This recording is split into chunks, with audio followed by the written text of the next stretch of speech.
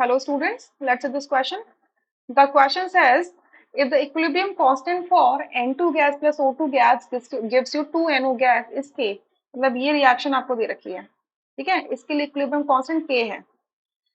The equilibrium constant for this reaction half N2 plus half O2 gives you NO gas will be. अब देखो दोनों reactions में आप क्या नोटिस करोगे कि रिएक्टेंट दोनों में क्या है, N2 एंड O2 है और प्रोडक्ट क्या है, NO है.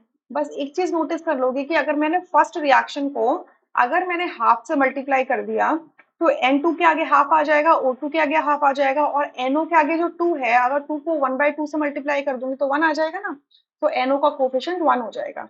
यानी कि आपका जो सेकेंड रिएक्शन है जो इसका इक्विलिब्रियम कांस्टेंट होगा K डैश बोल दो, वो क्या होगा, फर्स्ट रिएक्शन का जो इक्विलिब्रियम है उसकी पावर हाफ हो जाएगी.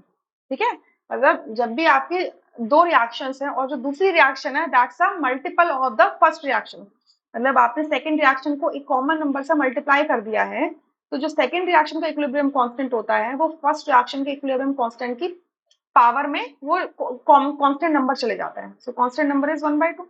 तो यानी कि फर्स्ट ऑप्शन यहाँ से करेक्ट होगा, rest options would be incorrect. ठीक है, इस तरीके से कर सकते हो. सो यहाँ से आप अगर इसका रेफरेंस लेना चाहते हो तो ऐसा करो, एनसीईआरटी फर्स्ट पार्ट में जाओगे, फर्स्ट पार्ट में जाके आप इसका पेज नंबर 201 रेफर करोगे तो वहां पर ये एक टेबल दिया हुआ है 7.4 जिसमें relation between equilibrium constant for a general reaction and it's multiple लिखा हुआ है, वहां से रेफर कर सकते हो. देखो या तो ये डायरेक्ट तरीका है, इस तरीके से समझ लो. ये दूसरा तरीका क्या है कि आप ये जो सेकंड रिएक्शन है इसके लिए इक्विलिब्रियम कांस्टेंट लिखो तो क्या लिखोगे, K dash is equals to concentration of NO upon concentration N2 की पावर 1/2 कॉन्सेंट्रेशन ऑफ O2 की पावर 1/2. ठीक है, और फर्स्ट वाले के लिए अगर मैं क्या करूं इस यहां से क्या करूं, एक काम कर लेते हैं यहाँ से,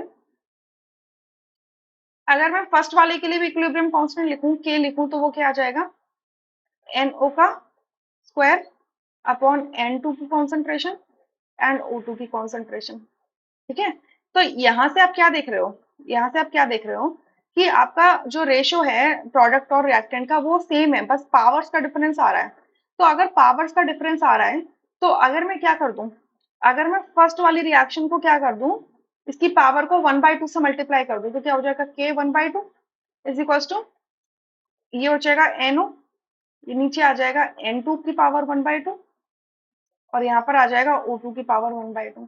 सो ये जो राइट हैंड साइड में बेसिकली क्या है, K डैश है, तो K डैश क्या आया, K की पावर 1/2 तो ये आया.